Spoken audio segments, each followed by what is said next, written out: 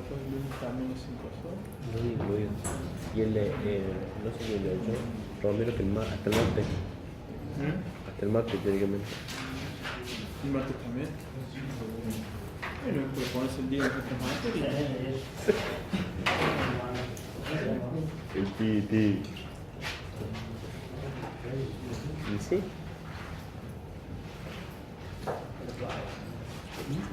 Pero esto que le han hecho más quilombo. Bueno. Habíamos estudiado el caso del generador, hoy le vamos a sumar un poquito más de complejidad y vamos a tratar también el caso del motor, porque vamos a estudiar el motor sincrónico.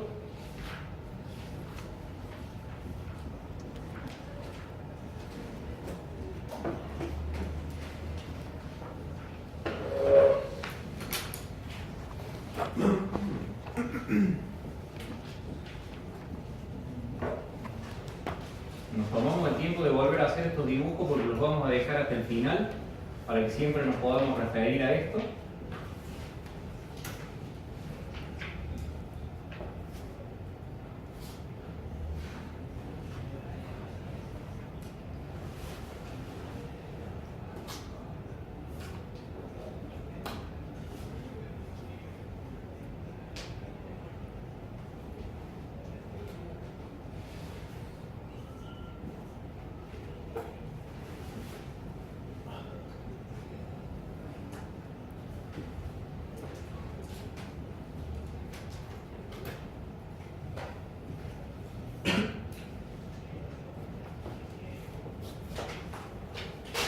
Vamos a suponer generador, motor sincrónico de rotor cilíndrico, luego vamos a hacer la consideración de por qué lo vamos a considerar no saturado. Para corriente en fase con la posición de subcero, corriente atrasada a 90 grados respecto a la misma posición y corriente adelantada a 90 grados. Es decir, 6 gráficos independientes según las 3 condiciones de carga y los 2 tipos de máquinas que vamos a estar estudiando. Lo que sabemos de entrada es que en cualquiera de las dos máquinas, cualquiera de las 3 condiciones de carga, el campo de reacción del campo de excitación, tita de excitación, es un campo que tiene una distribución tan senoidal como que agarramos en el entrehierro, pero que lo representamos por una línea que sale del polo norte, atraviesa el entrehierro, circula por la corona magnética del inducido y retorna al polo sur a 180 grados del polo norte. En todos los casos, el campo de excitación es el mismo. ¿Por qué? Porque son exactamente los mismos polos, nada más que a esa máquina después le vamos a cambiar las condiciones de carga. ¿Por qué? ¿Qué es lo que queremos ver? Cómo cada condición de carga reacciona con la excitación y nos da diferentes resultados. Para el primero de los casos tenemos generador con corriente en fase. Cuando tenemos corriente en fase, con la posición de subcero, quería decir que a lo largo de toda la zona de acción del polo norte, entre las dos zonas neutras que lo cercan, teníamos para movimiento, desplazamiento de los polos hacia la derecha, fuerza electromotriz entrante, y para todos los conductores frente al polo sur, fuerza electromotriz saliente. Que si suponemos corriente en fase, nos da que las mismas polaridades de fuerzas electromotrices también son corrientes. Y eso nos llevaba a una distribución de la reacción de inducido que era totalmente transversal a la excitación. ¿Por qué? Porque era una línea de campo que envolvía íntegramente a los conductores de corriente entrante y otra que envolvía o concatenaba íntegramente a los conductores de corriente saliente. ¿Qué sentido de circuitación tienen esas dos líneas de reacción de inducido? Según las polaridades de las corrientes. La que envuelve o concatena a los conductores de corriente entrante, sentido horario, y la que concatena a los conductores de corriente saliente, sentido antihorario. Por ende nos daba un campo que, si lo analizamos desde la perspectiva del polo sur de excitación, en donde tenemos que el campo de excitación sale desde la cara del inducido y penetra el polo inductor, 90 grados más atrás la reacción de inducido sale de la cara del inducido y penetra los polos inductores, pero justo en la zona de la zona neutra. Entonces, por eso decimos que generador con corriente en fase tiene un campo de reacción 90 grados atrasado respecto del campo de los polos inductores, por cómo están distribuidas las corrientes que son las encargadas de producir esos amperios vueltas de reacción de inducido. ¿Qué pasaba si en cambio la corriente se atrasa 90 grados? El mismo esquema de distribución de corriente que teníamos para tensión, para corriente en fase, se corre 90 grados hacia la izquierda porque los polos se están moviendo hacia la derecha. Entonces atraso es moverse hacia la izquierda. ¿Qué quería decir eso? Que teníamos corrientes salientes en toda la zona que tenemos entre el eje del polo sur y el eje del polo norte, y las corrientes entrantes se corren 3 ranuras hacia la izquierda, por ende ocupan las otras ranuras. ¿Qué forma o dónde están ubicadas las líneas de campo de reacción para esa condición de carga? Vamos a seguir teniendo dos líneas típicas, la que concatena todas las corrientes entrantes y la que concatena todas las corrientes salientes. Como las corrientes se corrieron 90 grados hacia la izquierda, las líneas también. Entonces, tenemos que el campo de reacción inducido ahora se ubicaba en esa posición. La que concatena corrientes entrantes llevará un sentido de circulación horario. La que concatena corrientes salientes, un sentido de circulación antihorario. ¿Y con qué nos encontramos? Con algo muy especial. ¿Qué efecto produce la reacción de inducido sobre la excitación? Desmagnetiza. ¿Por qué? Porque usa el mismo circuito, pero se establece en sentido contrario. Para que ustedes tengan una idea, a plena carga, los amperios vuelta de reacción de inducido θ sub i, que tienen una amplitud máxima igual a 0,45 psita m n i sobre p, son aproximadamente el 75% de θ de excitación. A plena carga, con corriente nominal, la reacción de inducido adquiere una amplitud del 75% de la excitación. ¿Qué quiere decir eso? Cuando se suman en el mismo circuito, en oposición, el campo de excitación más la reacción que tiene un 75% del valor de la excitación, ¿qué pasa? Nos queda solo el 25% de campo del que teníamos con la máquina en vacío. Vamos a la corriente adelantada. Lo mismo que para corriente atrasada, pero cambiado 180 grados, o lo mismo que para corriente en fase, pero corrido 90 grados hacia la derecha, porque la corriente es adelantada. Adelante. Entonces tenemos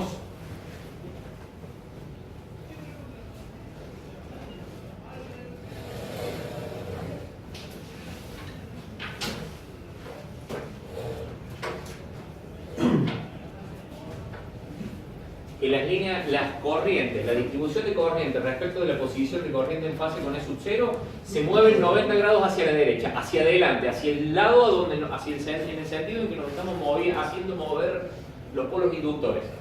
Entonces, todas las corrientes entrantes se establecen entre el eje del polo sur y el eje del polo norte que tenemos en la zona central de la máquina, y el resto van a ser las corrientes salientes. ¿Qué pasa con la reacción de inducido? Siguen siendo dos líneas que concatenan a todas las corrientes entrantes y a todas las corrientes salientes. Es decir, la misma. Pero ¿qué pasa ahora con las polaridades? Se invirtieron respecto de la condición de corriente atrasada. ¿Y qué efecto producen? Tienen el mismo sentido, coinciden en circuito y tienen el mismo sentido que la excitación. Entonces, ¿qué efecto produce? Sobreexcita la máquina. Si venimos al caso de recién, en donde la reacción de inducido dijimos que es aproximadamente el 75% de la excitación, antes teníamos el 100% de la excitación y ahora se le sumó un 75% más. Tenemos casi el doble de excitación que con la máquina en vacío. Pero se saturaría, supongo, ¿no? Por supuesto. Pero ¿por qué no lo estamos considerando? Porque estamos diciendo máquina no saturada. Queremos hacer un análisis lineal, fácil, simple, poco preciso, pero interesante para entender el comportamiento de la máquina. O sea, es un análisis cualitativo que estamos haciendo. Eso es lo que pasa con el generador. Corriente en fase me produce un campo de reacción desfasado 90 grados respecto de la excitación. Corriente atrasada me establece un campo de reacción en contrafase con el de excitación, es decir, en la misma posición pero opuesto. Corriente adelantada, un campo en la misma posición que la excitación, pero con el mismo sentido, por ende, sobreexcitándome la máquina. ¿Qué pasaría si fuese un motor? Lo mismo, pero al revés. Exactamente al revés. ¿Por qué? ¿quién decide en qué sentido circula la corriente en un generador? En un generador, ¿quién decide en qué sentido circula la corriente? ¿La polaridad de quién? De la fuerza electromotriz inducida. La polaridad de la tensión inducida en bornes. Entonces, la Fermi inducida es sub 0, luego de las caídas de tensión en reactancias y todo eso que las estudiaremos luego, nos daba en qué sentido circulaba la corriente. En un motor, ¿quién decide en qué sentido circula la corriente? ¿La polaridad de qué tensión? ¿La interna inducida de la máquina? No, la tensión de la red, de la fuente de alimentación. Entonces, la corriente en un motor circula exactamente desfasada a 180 grados respecto del generador para igual condición de carga. ¿Por qué? Porque no sale desde el generador hacia la red, sino que ingresa desde la red hacia el generador. Entonces, para un motor, corriente en fase con E sub 0 en realidad no es en fase, es exactamente en contrafase. Entonces, donde teníamos corrientes entrantes en el generador, vamos a tener corrientes salientes en el motor. Y donde las teníamos salientes en el generador, las tenemos entrantes en el motor. Para esa posición de supuesta corriente en fase, que en realidad es en contrafase, ¿qué pasa? Tenemos la misma distribución de líneas del generador, que nos da que son perpendiculares a la de reacción de inducido. ¿Por qué? Porque usan las zonas neutras en lugar de los ejes polares y porque donde se cruzan lo hacen a 90 grados, por eso hablamos de campo transversal en el diagrama vectorial los otros días, y cambio el sentido de circuitación respecto del generador. ¿Cuál es su duda? Pregunta. A mí no me... O sea, el motor para mí funciona siempre igual, no existe carga capacitiva e inductiva en un motor. Sí. Estamos hablando de un motor sincrónico en donde el motor no va a tener carga inductiva o capacitiva. El motor va a tener carga mecánica. Sí. Cuando hablamos de carga, para un generador es carga eléctrica. Yo le conecto resistencia, le conecto capacitores, le conecto bobinas. A un motor, en cambio, no le puedo conectar cargas eléctricas, porque el motor consume energía eléctrica. Le conecto cargas mecánicas al eje, pero regulándole la excitación apropiadamente, puedo hacer que, aparte de consumir energía activa para transformarla en potencia mecánica, que consuma corriente adelantada o corriente atrasada. No voy a hacer que entregue corriente atrasada o adelantada, voy a hacer que la consuma. Voy a hacer que se comporte como un capacitor o como una bobina, o como una combinación de ellos. Y lo vamos a ver en un ratito eso. Regulándole la excitación, Sí, claro. que es darle más amperios vuelta o menos amperios vuelta de excitación, voy a hacer que el motor trate de mantener su excitación a partir de consumir energía reactiva inductiva o reactiva capacitiva para este fenómeno. No es que en realidad por la carga de la red el motor se va comportando. No, el motor va a adoptar un comportamiento en función de la excitación que yo le dé. Si le doy la excitación justa y necesaria para que consuma solo potencia activa, va a consumir solo potencia activa y la va a transformar en energía mecánica a través del eje. Si le subo la excitación, va a comenzar a consumir corriente adelantada, se va a tornar un capacitor. Y si le bajo la excitación, para poder mantenerse excitado va a comenzar a consumir corriente atrasada y se va a comportar como una bobina. En función de cómo le doy la excitación yo, él se autoexcita desde la red, tomando corriente adelantada o atrasada. Y ya vamos a ver cómo logramos eso, si subiendo o bajando la excitación. ¿Se usa para corregir factor en líneas? Podría usarse en lugares donde necesites instalar este tipo de motores para producir energía mecánica. Si no vas a necesitar energía mecánica, no te conviene meterte con un bicho de esto porque es extremadamente caro y de alto costo de mantenimiento. Por los contactos rozantes, por el tipo de máquina del que se trata. Pero si ya que está, le vas a poder usar el eje para obtener potencia mecánica y variando la excitación lo tornas capacitor o inductor, es lo óptimo. El tema es que en general se terminan usando bobinas como reactores o capacitores a los fines de compensar y según el estado de carga de la red conectan una u otra cosa porque son mucho más baratas. Esto es caro. Hablando de regular la excitación, digamos, es corriente continua lo que se mete en Por supuesto. O sea que es más o menos corriente continua. Más o menos corriente, más o menos amperios. La excitación, los tipos de excitación, más allá de la distribución que tengan, son igual a NR por I de excitación. NR el número de espiras de cada polo del rotor. I de excitación, la corriente continua en amperes que yo decido inyectarla. Con un reóstato la controlo. Más corriente, menos corriente. Me cuesta verlo, pero... Ya vamos a pasar a los vectores. Pará, no te aceleres. Estamos volviendo al principio de la clase pasada. Todo esto para que después cuando hagamos los análisis vectoriales lo podamos referir a esto. Imaginemos que de alguna manera logramos hacer que el motor ahora comience a consumir corriente atrasada. De nuevo, no es que genera corriente atrasada o que genera corriente en fase o genera corriente adelantada. La consume. Imaginemos que logramos hacer que la consuma. Ya vamos a ver el cómo. Acá estaba consumiendo corriente en fase, ¿por qué? Porque estaba produciendo solo potencia activa. Consumiendo potencia activa para entregarla como mecánica. Vamos al siguiente caso. Le hacemos que consuma corriente atrasada. Una corriente atrasada en un motor es la opuesta a la del generador. Entonces vamos a tener saliente, saliente, saliente, todas las entrantes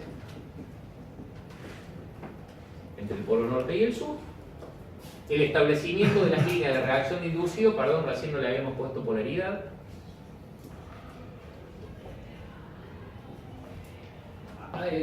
Suponete, estoy yendo al caso de que EPEC tiene en Río Grande un caso así.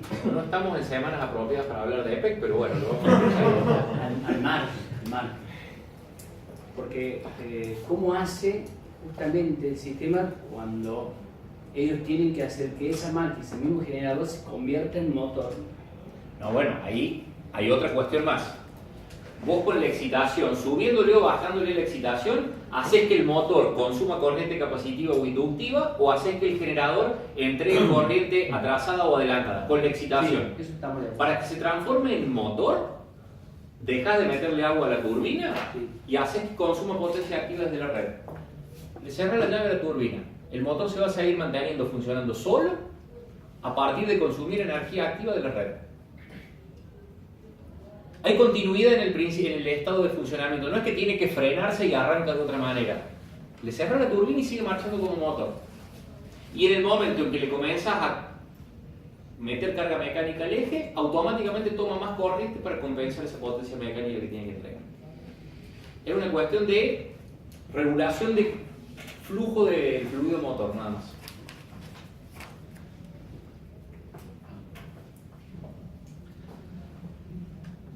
Vamos a lo que pasaba con corriente atrasada en el motor.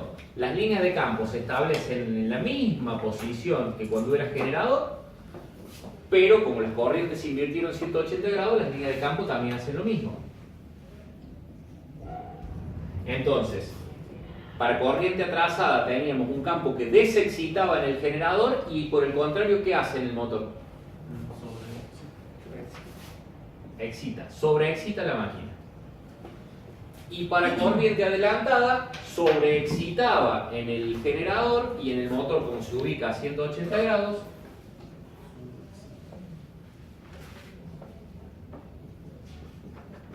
se ubica nuevamente en la misma posición, pero ahora con una posibilidad.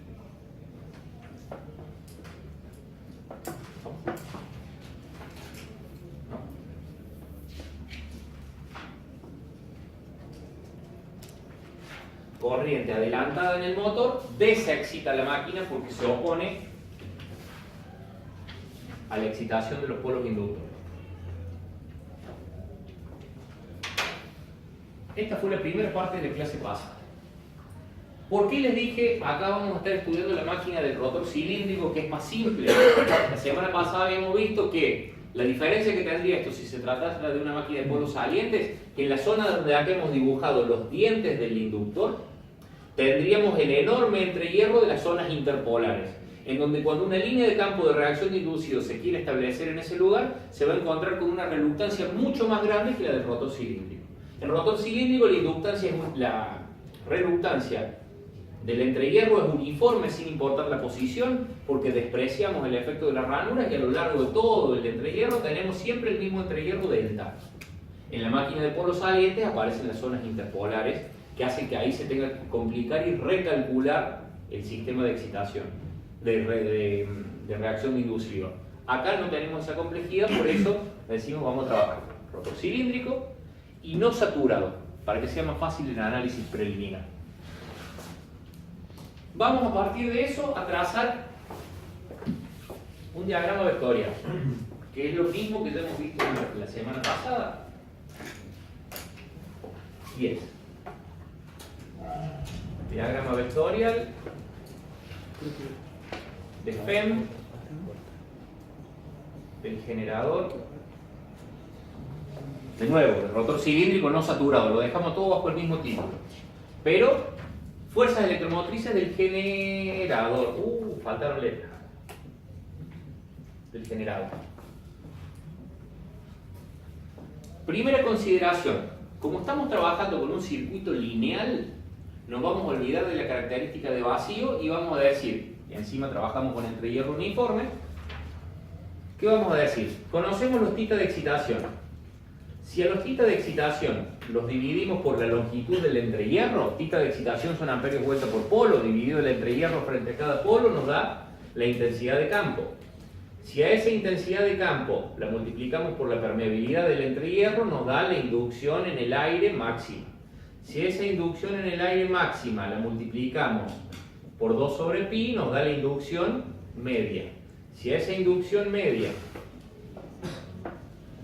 lo hago rápido porque esto lo hicimos la semana pasada, la multiplicamos por T sub P y por L y D, que es el área de pasaje del flujo magnético, nos da phi sub 0. Y luego de eso decimos E sub 0 igual a 4,44 zeta f n phi sub 0. Obtenemos E sub 0 en función de la excitación. Como no hay saturación en el hierro por el análisis que estamos haciendo y el entrehierro es uniforme, no cambia la reluctancia del circuito con las diferentes condiciones de carga, E sub 0 es igual a K por θ de excitación. En la medida que yo calcule todos los pasos intermedios, relaciono linealmente sub 0 con θ de excitación y ahí sé, si duplico θ de excitación, duplico el sub 0. ¿Se entiende? Bien, hacemos lo mismo, pero ahora con la reacción de inducido. Θ sub i dividido delta me da H sub i. H sub i multiplicado por mu sub 0 me da B sub i máximo. B sub i máximo por 2 sobre pi me da B sub i medio. B sub i medio multiplicado por T sub P por L y D me da phi sub i. Yo obtengo E sub i como 444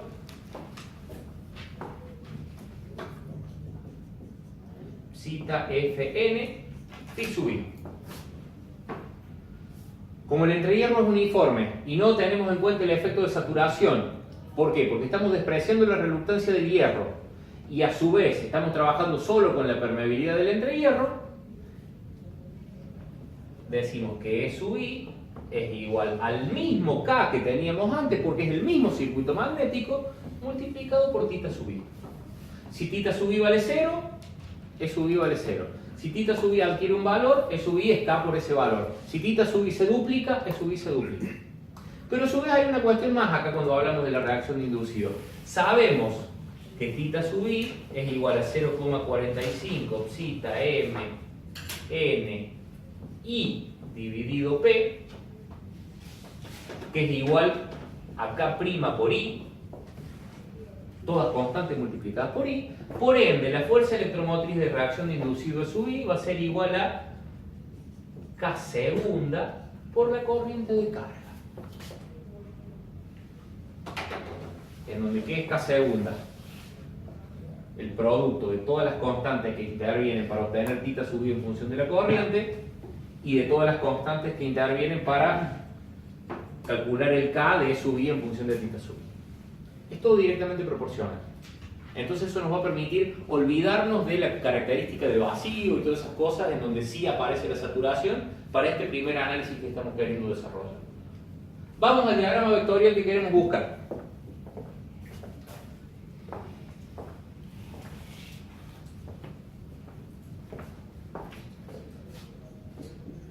Y en fase con E sub 0.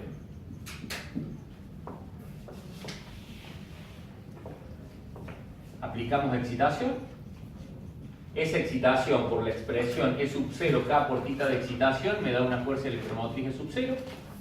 Como estoy suponiendo que la corriente está en fase con E sub 0, le hago circular una corriente igual a la corriente nominal de la máquina. Siempre lo hacemos trabajar a corriente nominal para estos análisis, que va a estar en fase con E sub 0. Esa corriente me da un campo tita sub i que se calcula como 0,45 psi mni sobre p. K por tita sub i o K segunda por i me dan la fuerza electromotriz E sub i. Esa fuerza electromotriz E sub i está 90 grados atrasada respecto de la corriente que la autoinduce.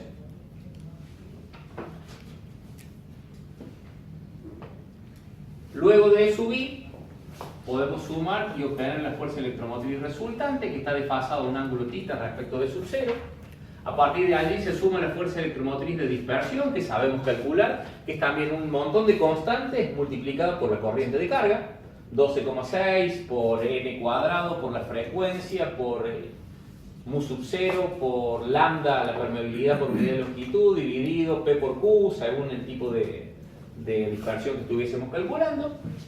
Y finalmente nos queda sumar menos I por R1, que es la fuerza electromotriz necesaria para compensar la caída de tensión en R1 y que obtuvimos ahí al extremo. La tensión en borna es de una fase, Q sub F. Y acá podemos trazar representar un par de ángulos más. ¿Cuál es el ángulo phi con el que está trabajando esta máquina?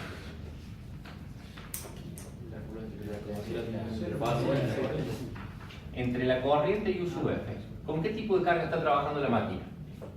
Para que la corriente esté en fase con E sub 0, la máquina está trabajando con carga capacitiva, la corriente adelantada respecto de U sub F.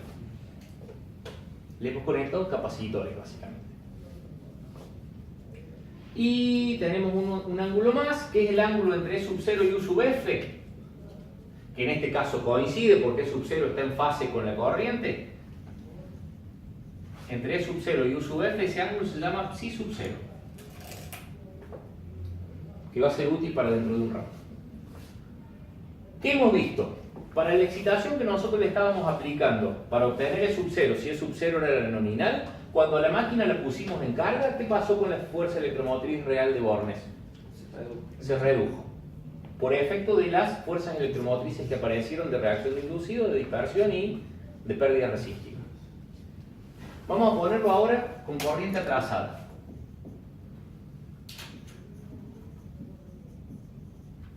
Misma excitación, misma E sub 0. Hacemos ahora que circule una corriente de igual módulo que la de recién, pero con un determinado ángulo psi con respecto a E sub 0. Esa corriente me produce unos θ sub i en fase con ellos, porque el producto es θ sub i, el producto de una constante por la corriente, entonces están directamente en fase. Por la relación E sub i igual a K por θ sub i o E sub i K segunda por i, obtengo los E sub i que estoy buscando. ¿Y dónde están E sub i? 90 grados retrasados respecto de la corriente o de los θ sub i. Acá tenemos E sub i. Ahí aparece E desplazado a un ángulo θ. ¿Qué tenemos que sumar? Ahora, E sub D. ¿Qué tenemos que sumar para llegar a la tensión de Bornes? Menos I por R1 en contrafase con la corriente. Y llegamos finalmente a la nueva tensión de fase, en donde vemos que ahora sí la máquina está trabajando con un ángulo phi inductivo. Y tenemos el ángulo psi sub 0 entre E sub 0 y U sub F. ¿Y qué pasó con la tensión de fase ahora respecto de la E sub 0 para la misma excitación por haberle conectado una carga inductiva? Se redujo más todavía. Si mantengo la excitación constante, una corriente en fase con E sub 0 me produce una modificación de la tensión en Bornes, una corriente desfasada, atrasada respecto de U sub F, me reduce mucho más la tensión en Bornes. Y vamos al tercer caso, que no es ninguna novedad, que lo hemos visto ya los otros días. Mismo θ de excitación, misma E sub 0, mismo módulo de corriente, pero ahora adelantada con respecto a E sub 0. me da un θ sub i también adelantado, que por cualquiera de las relaciones me deja calcular el mismo módulo. A ver, tengamos en cuenta esto. Si el módulo de la corriente no cambió en ninguno de los tres casos, no cambia el módulo de θ sub i, ni cambia el módulo de E sub i. ¿Por qué? Porque son directamente una constante multiplicada por la corriente. Lo único que cambia es la posición que adquiere. Entonces, la E sub i, como tiene que estar 90 grados atrasada respecto de θ sub i, porque es una fuerza electromotriz autoinducida, aparece en esta posición. La E sub d también, porque también es una ferma autoinducida. La menos i por R1, como tiene que estar en contrafase con la corriente, aparece en esa posición. Y acá tenemos E con un ángulo θ,